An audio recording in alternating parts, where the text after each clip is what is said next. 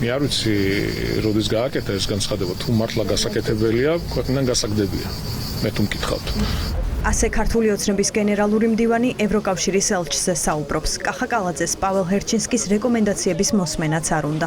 კანდიდატი ქვეყნის ხელისუფლების ერთ-ერთ ლიდერს გონია, რომ ევროპელ დიპლომატს არც მოწოდების, არც რჩევის და არც კრიტიკის უფლება არ აქვს. ამიტომ კალაძე ფიქრობს, თავად რომ წყვეტდეს, ჰერჩინსკის ამ დრომდეც გააძევებდა.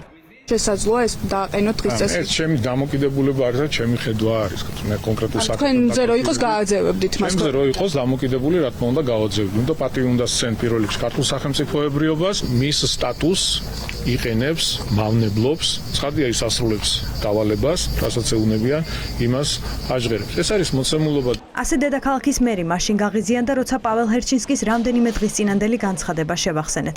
ევროკავშირის ელჩმა ჩამოთვალა მთავარი პირობები, რომლის შესრულებაც ქვეყანას ევროპულ გზაზე დააბრუნებდა. რეპრესიების შეწყვეტა, რეპრესიული კანონების გაუქმება და პატიმრების გათავისუფლება ამ ჩამონათვალშია. კალაძე პატიმრებზე დასმულ კითხვას ხელისუფლების გადატრიალებაზე აქცენტით პასუხობს და თითს ისევ დასავლეთისკენ იშვერს. კადრები გაქვთ ნანახი, რის გამო არიან დაკავებული ეს ადამიანები? მაქვს კადრები ნანახი, ხელსახოცის როლის გამო, გინების გამო, ამის გამო უნდა იყვნენ. როდესაც ხელკეთებს ურტყავენ, როდესაც პეტარდებს ესვრიან პირდაპირ სახეში პოლიციელებს, რა თქმა უნდა, მაქვს და ძალიან მძიმე. ანდრო ჭიჭინაძეონ ისეც ხარდაზე, რეზო კიკნაძე ეს ხალხი ესვრის მოლოტოვის კოქტეილი. გადატრიალების და რევოლუციების გზით არ და ვერ იქნება.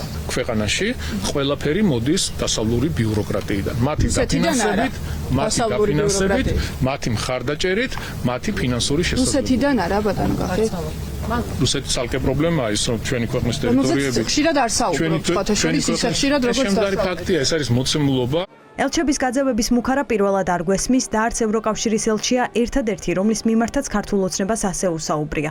ერთი თვის წინ მას ვენის კონვენციის ზარღვევა დააბრალა ირაკლი კობახიძემ. პრემიერს ასეთივე ბრალდება წაუყენებია საფრანგეთის ელჩისთვისაც. ლიდერები სიტყვა გაძევებას არ იყენებენ, თუმცა მათ რეალურ სურვილს დეპუტატები ამჟღავნებენ. ასეთი რამ თქვა რამდენიმე კვირის წინ ირაკლი ზარქუა. გერმანიის ელჩი ფიშერი ჩვენ რადიკალი გახდა. ტიპი არის რადიკალი. რა ვიცი, შეიძლება დავაყენო საკითხი, რომ საერთოდ ეს ელჩი იქნეს გაძევებული. მე მგონია, რომ ის ელჩები, ვინც მავნებლობენ, ვინც ენაცვლებიან ამ რადიკალებს და სახელმწიფოს წინააღმდეგ მოქმედებენ, მე მგონია, რომ უნდა გავაძევო. ქართულ ოცნებას რეკომენდაციები ვენის კონვენციის დარღვევა ჰგონია. ყოფილი დიპლომატები ივანიშვილის პარტიას განუმარტავენ, რომ ელჩები იმ სახელმწიფოებს წარმოადგენენ, რომელთა გაერთიანებაში ყოფნაც საქართველოს კონსტიტუციით გაცხადებული მიზანია და როცა ქვეყანას აქვს კანდიდატის სტატუსი, ევროპულ ქვეყნებს აქვთ სრული უფლება ოცნებისგან ის სტანდარტები მოითხოვონ, რაც გაერთიანებაში ყოფნისთვის სავალდებულოა. ექსპერტები არ გამორიცხავენ, რომ ოცნებამ ელჩების გაძევებისთვის ნიადაგის მომზადება დაიწყო. ევროკავშირის ელჩი არის იმ ორგანიზაციის და იმ სახელმწიფოებრივი წარმომადგენლის წარმომადგენელი საქართველოში, სადაც საქართველო დეკლარირებულად ყოველ შემთხვევაში და კონსტიტუციის თანახმად ისწრაფვის რომ გაწევრიანდეს.